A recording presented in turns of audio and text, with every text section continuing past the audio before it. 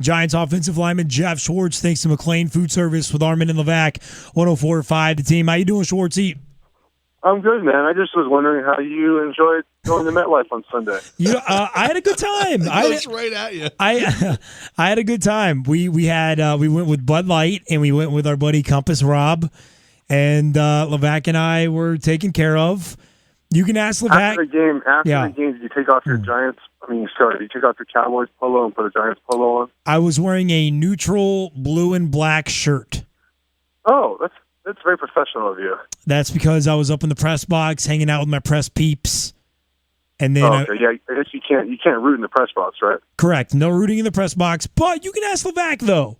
I didn't really root in the crowd. I did like a shoulder shimmy. Like that was the most out of control I got pro Cowboys. Would you agree, Levac? Yeah, he was pretty low key, Jeff. All right. I know Levac was probably on his iPad watching the Raiders game. No, actually. Better than that. The section we were in, Schwartz, I could look down and see you guys on the field, and I could turn and look at the 30-foot TV in the concourse. So I was literally watching Red Zone Channel for the other 4 o'clock game, the Raiders beating down the Chargers, and then I was watching you guys beat down the boys. It was amazing. That was your dream. It really was pretty much the perfect way to go watch a football game. Yeah.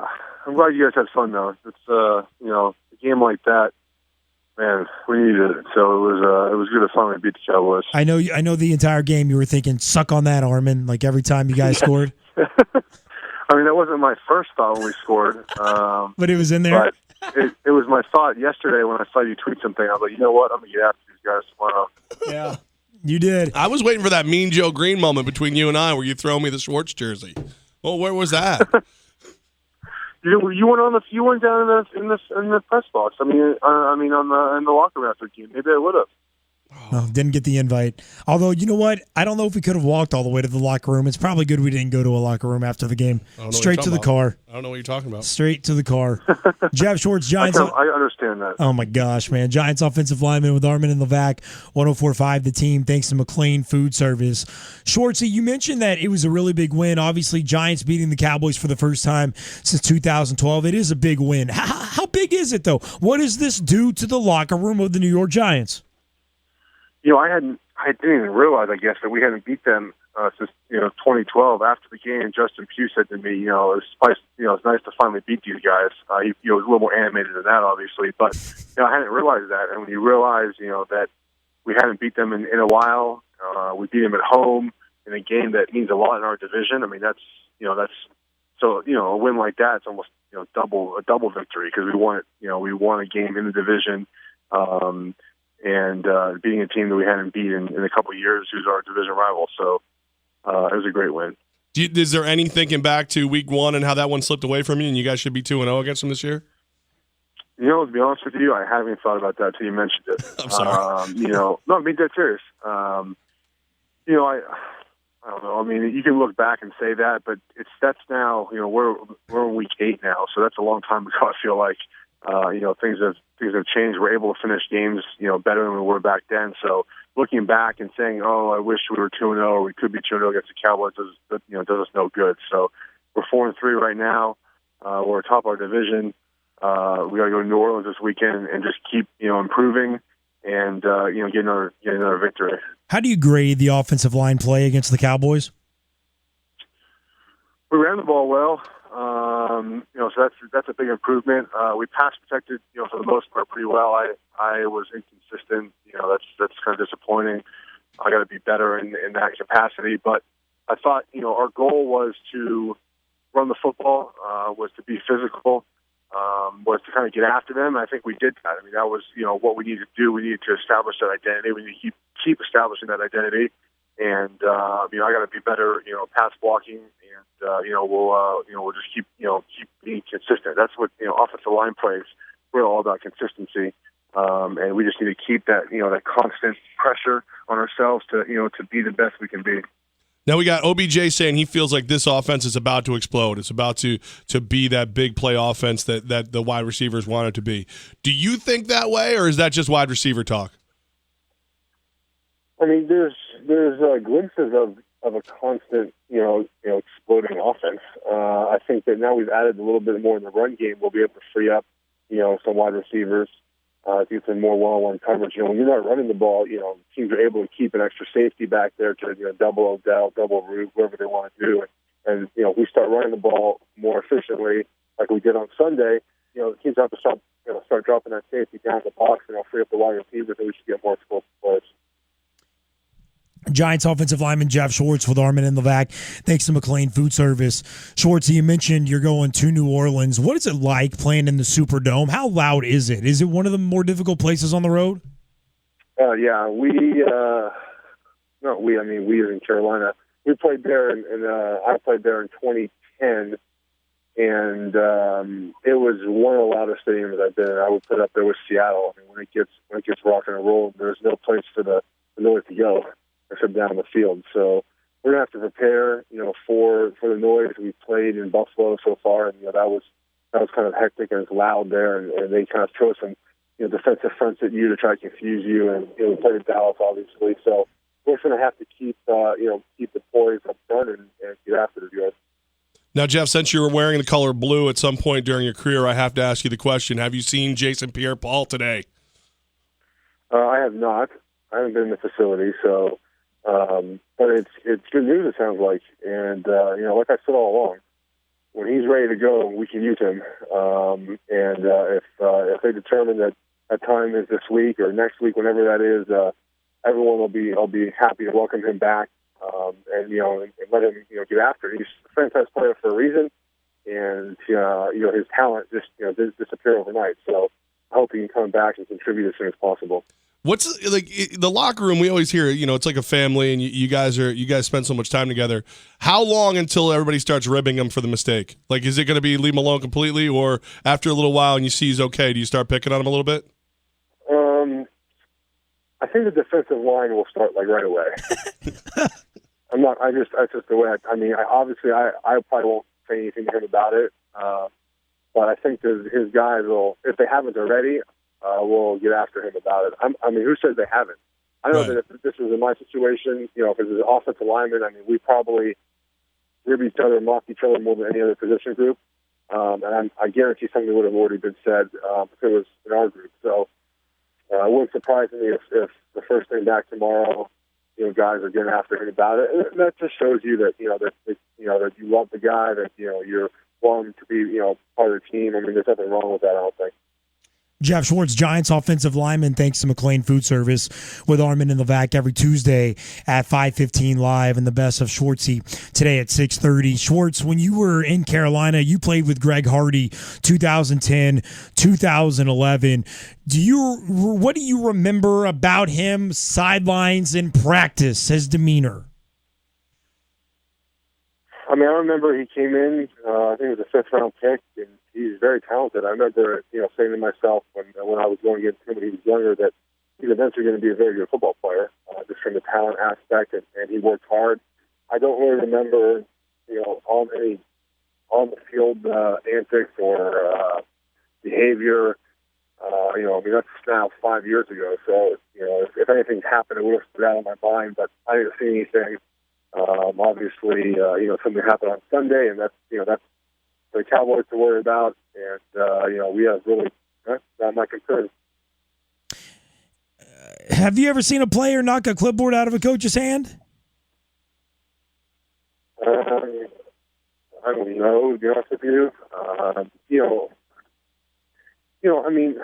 Players and coaches get into arguments, I think, more often than maybe people would like to know about. And now you have all these cameras everywhere. Stuff happens. They get seen now more than it ever used to.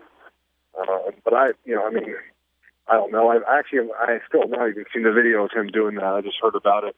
But I kind of haven't really had the TV on in the last couple of days. So, I'll just take your word for it.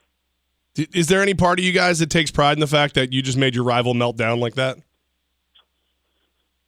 Yeah, I think that when you win a game like that, where you have a defensive touchdown, you have a special teams touchdown, then you have a special teams turnover to win the game, and we get a couple touchdowns and some long runs.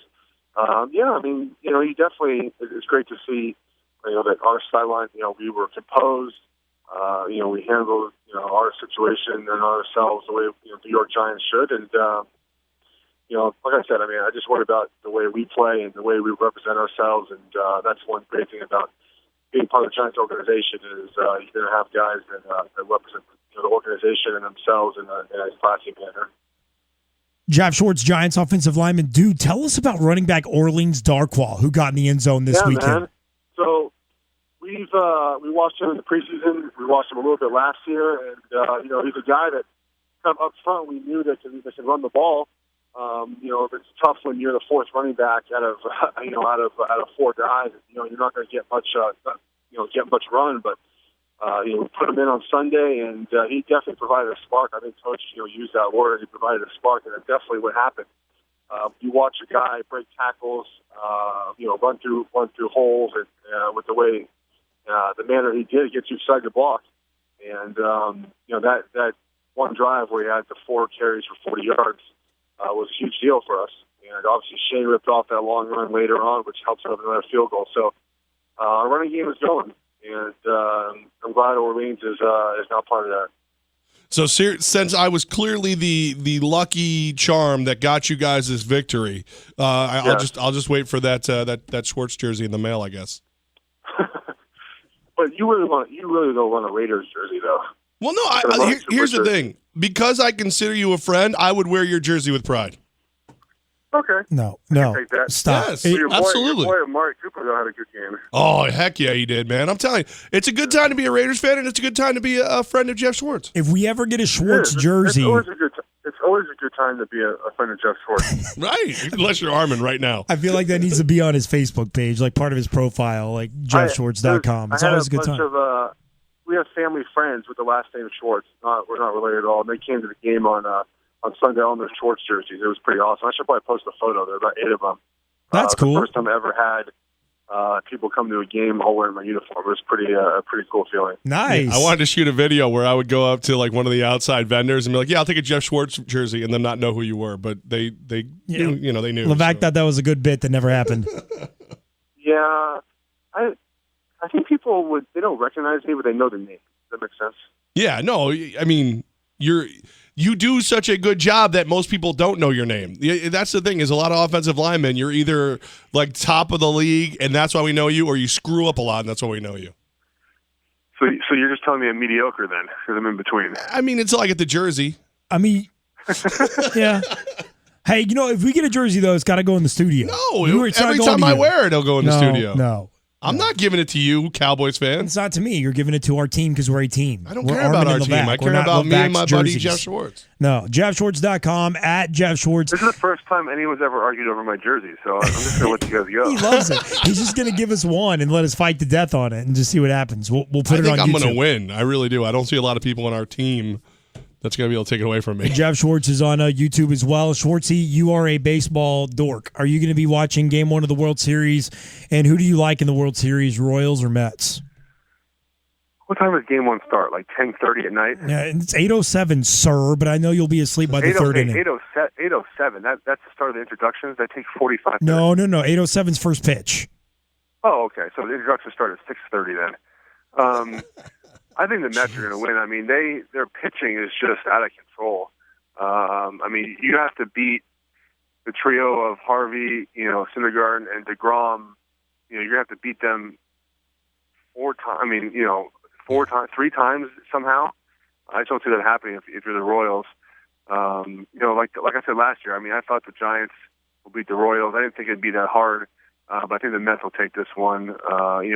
The one thing, the key is for the Royals, if they can get to the bullpen. I mean, that bullpen's almost unhittable. So if they get a lead early on, watch for them to try to get it to the 6th inning and then just let their bullpen take over. Geoff Schwartz, thanks to McLean Food Service. Schwartzy, we had a great time at the game this weekend. I'm glad you guys won. Congrats, by the way. Happy for you. Congrats to you. You are in the driver's seat in the NFC East, and it's a crappy NFC East, so go take it. You know what I'm saying? Yeah, beat them down. Just tell me. I don't really like that word. You don't like to refer to NFL teams as crappy because everybody's elite talent? Yeah, I don't think we should feel ashamed for being head of our division. You make it sound like we should be ashamed for it. No, you shouldn't be ashamed. You should be proud of the fact that it's wide open and go get it. No? Yeah, that's our plan. Okay. I guess that was... Sounds a little bit like sour grapes to me, from an old It does Cowboys sound a little fan. bit like All that. right. GeoffSchwartz.com. If the Cowboys would have won, it would have been your second place in the elite NFC East. Shut up. GeoffSchwartz.com. It's not true. At Geoff Schwartz, Instagram, Twitter. Schwartzy, we love you. Tell the wife hello, and we'll do it again next week. Yeah, guys, take care.